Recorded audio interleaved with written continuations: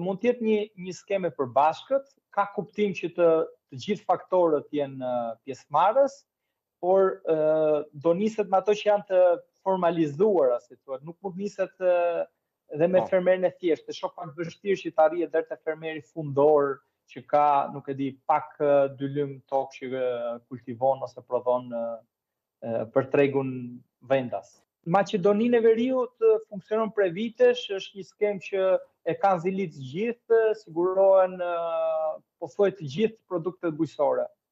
Atje ka shumë vite që bëhet ky sigurim.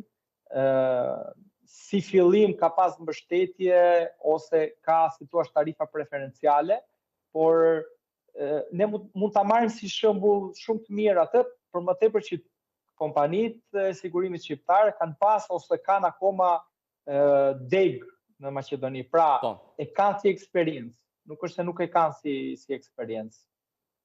Dhe Shqipëria ka pasur vetë, në fillimet e veta ka pas departamente që merreshin me sigurimin e produkteve bujqësore.